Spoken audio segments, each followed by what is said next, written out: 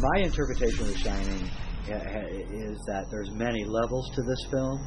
This is like three-dimensional chess, and he's trying to tell us several stories that appear to be separate, but actually are not.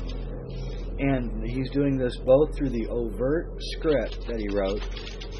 He's telling it through tricks of the trade, the subliminal imagery, and these constant retakes giving him odd angles and things. And he's also telling you through the changes that he made to the Stephen King novel. So if you watch those three things, you begin to understand this deeper story. And this deeper story has its birth, I guess, in the idea that Stanley Kubrick was involved with faking the Apollo moon landings. In fact, I contend that 2001: A Space Odyssey, in part, was a research and development project for the Apollo footage that was shot. I'm not saying we didn't go to the moon. I'm just saying that what we saw was faked, and that it was faked by Stanley Kubrick. And I've had Hollywood special effects people from the 60s and 70s who were front screen projection experts tell me that I absolutely have nailed the Apollo footage as being the result of front screen projection.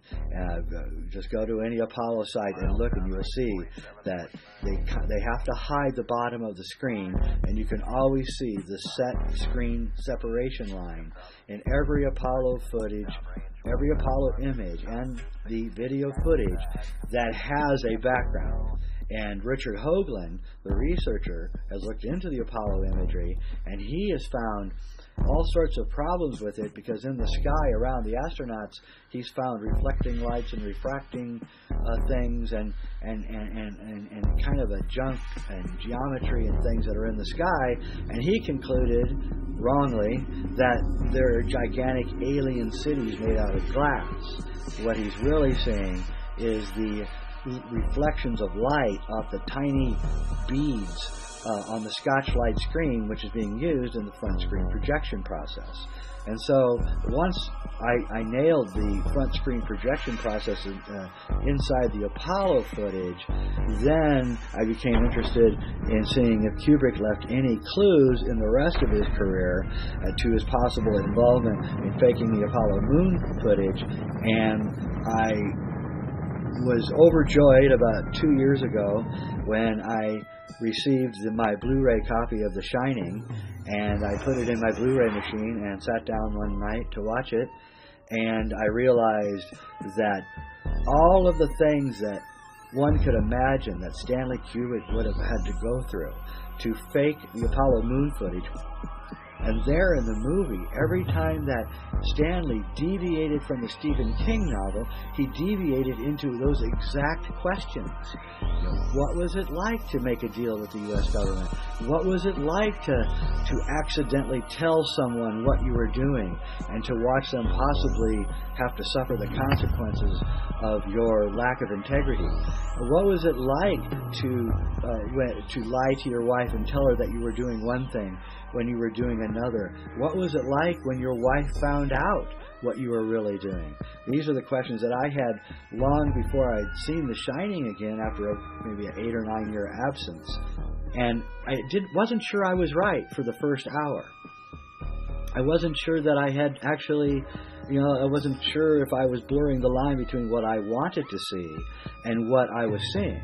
And then at about 58 minutes in the film is the famous scene where Danny's playing with his trucks, and he stands up and he's wearing the Apollo 11 sweater with a rocket taking off.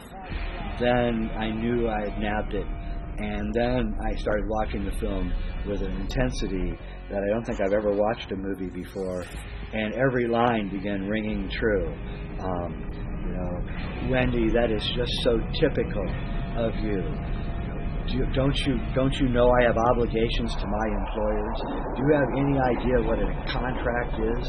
Do you know what an agreement is? Jack Nicholson's whole tirade against his wife, that's Stanley. That's Stanley telling his wife that, after she discovered what he was doing, which was the Apollo footage.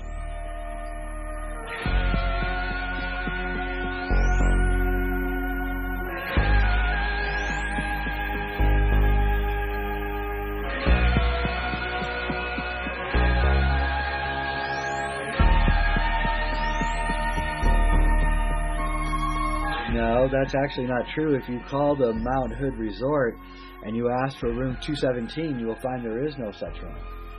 So that's just not true. That statement's not true.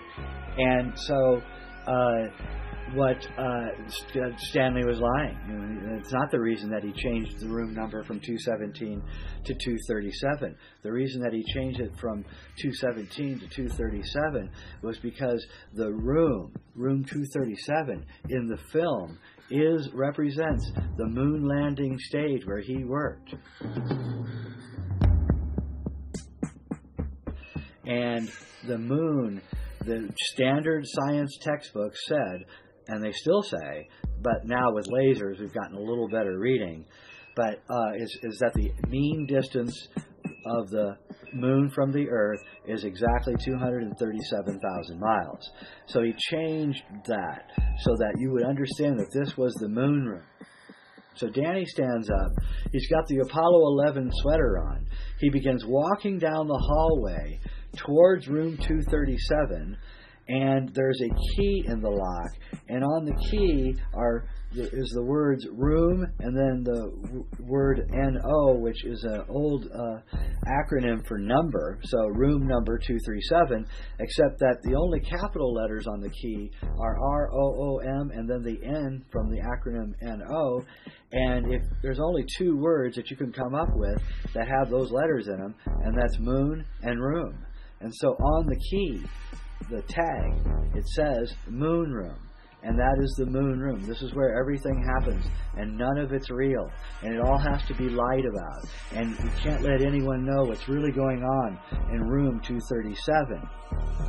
And there's many, many other deviations from the book to the movie. It isn't real. Another thing which my film Kubrick's Odyssey really reveals is the carpeting on the floor during the famous Danny scene where he stands up with his Apollo 11 shirt.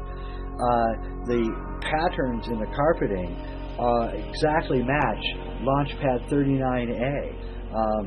Even the driveway and everything. And if you notice in that shot, the pattern on the rug changes when Danny stands up. The carpet is reversed, and there's no pathway there anymore. The pathway that the ball took, rolling down towards Danny, is gone now. It's no longer there because it's reversed, and you get a sense of a closure. Now the hexagon is closed. It's almost like he's been closed in.